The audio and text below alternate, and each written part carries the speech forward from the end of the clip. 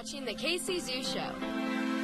I have never been this close to a red panda. So adorable. Amy, how long has this panda been here, and who is it? Well, that is Kate. She is our 2-year-old red panda, and she's been with us here at the zoo for a little over a year. What hasn't been here for over a year is the new exhibit you have here. That's true. Our 2 red pandas were in some off-exhibit holding for several months while we renovated their new exhibit, and we've been really enjoying checking out their new digs. What did you change in here? What's new? So what we did was get rid of the old walls and put in these beautiful new murals in here that give it kind of more of a natural feel, and we put in these built trees that are actually made out of cement and concrete, but they're made to look like a real tree. So we added some natural logs, which is what this is, but you can see the stuff that it would, if you didn't know what you were looking for, you'd think that was a real tree. And then we also redid the skylights, so you can tell there's a lot of really great natural light that comes in here. Yeah. So we updated those to get a lot more natural light, and we got a whole new air conditioning system because these guys really like it cool. That's exactly what I was going to say. They're not outside right now. They are actually inside. It's too hot for them outside. That's right. They are covered in fur from head to toe. Even the bottoms of their paw pads are covered in fur, wow, which not even polar bears have. So they get hot pretty easily. So it's really important to be able to keep this building nice and cool for them. So we got a brand new HVAC system to keep up with them. I have to ask you, when I think panda, I think black, white, and really big.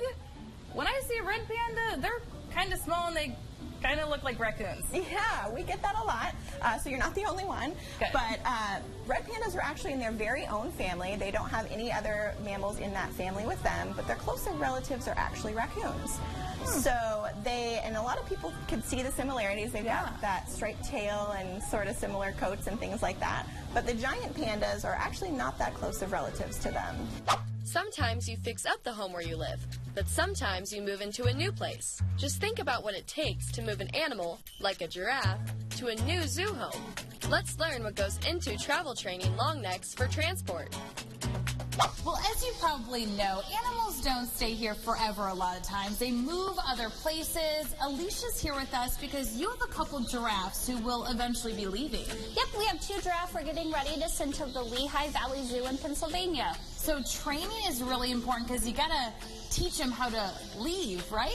Yep, so we have been working with our giraffes so that they will load up into a trailer so that they can actually drive all the way there. So they actually are in a trailer moving, and you don't fly them, you don't put them on a train, it's a truck?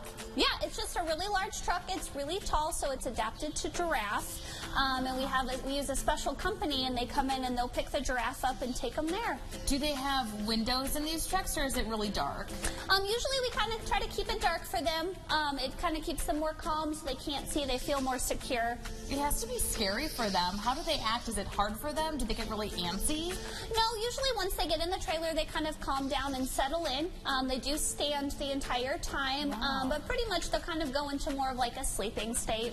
Interesting. So do giraffes always sleep standing up? Nope, our giraffes do lay down, and the 2 that we're sending will lay down on exhibit, but they will stand up and sleep as well. So I understand it's got to be kind of hard to train them to get into a trailer. I'm thinking about trying to get my dog in the car. You had to teach them.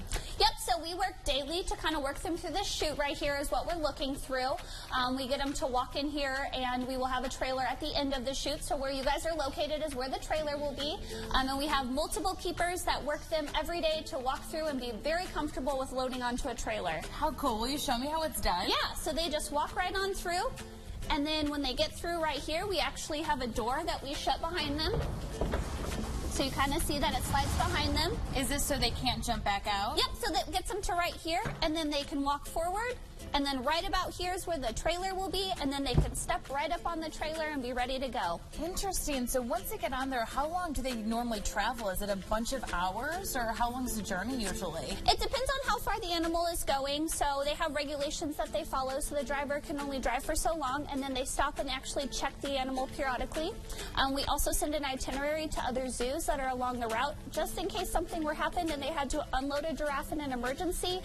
They know that we are going to be passing by by them, and they agree that if something were to happen, we could unload the giraffe. And I can only imagine that the drivers are like really well trained themselves and they make sure it's safe. Oh, definitely. Not just anybody can haul a giraffe. Most drivers have at least over 100 hours of driving experience hauling animals before they're even allowed to haul a giraffe. So ultimately, this training makes sure that they feel comfortable when they get in the trailer and everything is good to go. Yep, it sure is. Oh, cool.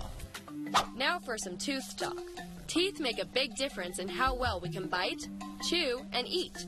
Educator Natalie is going to help us figure out which mouthful belongs to which of these 4 animals and why their size and shape is important for survival. We're going to play a little guessing game. When I hold up a skull, I want you at home to guess what kind of animal you think this is. So we're going to start off with this one right here. And I'm going to open it up a little bit so you can check out its teeth a little bit. Are you thinking about it at home? If you said a warthog, you are correct, okay? This is a warthog skull, and I know it's missing its tusks, but what if I told you that their tusks are actually teeth? Would you think I was crazy? Hopefully not. Those teeth are not used for eating like we use our teeth for, but they're going to be used for protection and defense, okay? So protecting itself from lions and other predators that might want to make the warthog into a little bit of a meal. If you look inside the warthog's mouth, you can see a little bit at the bottom. They do have some front teeth, just like we do as well. That'll help them kind of cut through some of the food they're eating. But if you look at the far back, they have molars. These molars in the back of their mouth is really, really flat, and it's going to be used for chewing, okay? These guys are what we like to call omnivores. They're going to eat a lot of bugs, and they'll even eat some dead animals that they might find along their way. So that's the first skull. Let's go to the second one. What do you think this is? Any guesses? This actually looks a lot like our skull. This is actually a chimp skull. So if you said any kind of primate, you were pretty close. This is a chimpanzee skull. And you can see it's a little bit different than our warthog skull down here.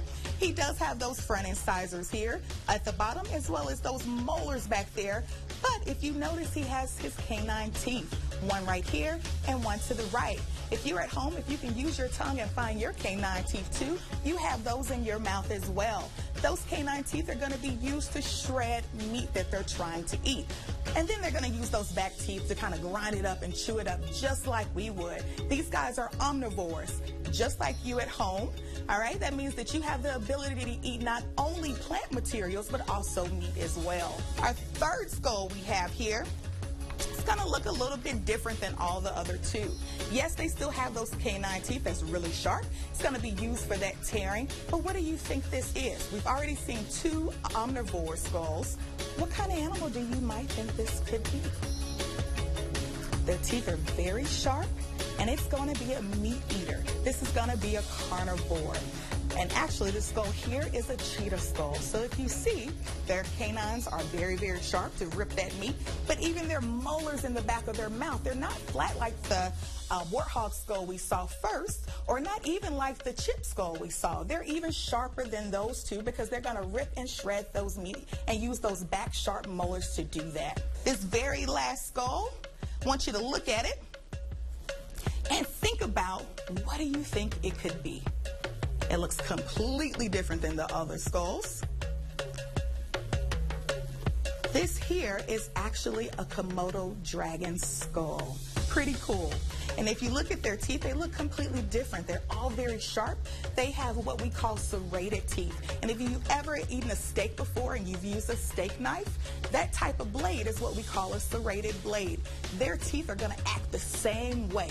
They're going to use that teeth to bite and to tear, okay? Very similar to also to a shark's teeth as well. They're going to use it to tear it and serrate that meat and tear it apart.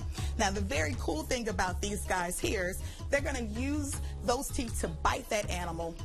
And I know there's a lot of misconceptions about, are they venomous or not? That's still up for debate, but they do have a lot of bacteria in their mouth. So when they bite their prey, that bacteria will actually become like a toxin to that animal and slowly kill that animal. And then they'll find it, eat it, and use those serrated teeth to tear it apart. One is poisonous, the other is not. Next on the KC Zoo Show, you're going to become an expert in telling the differences between centipedes and millipedes. Hello, my name is Austin. I like red pandas because I like this. I like the color, and I like their eyes, and I like their legs.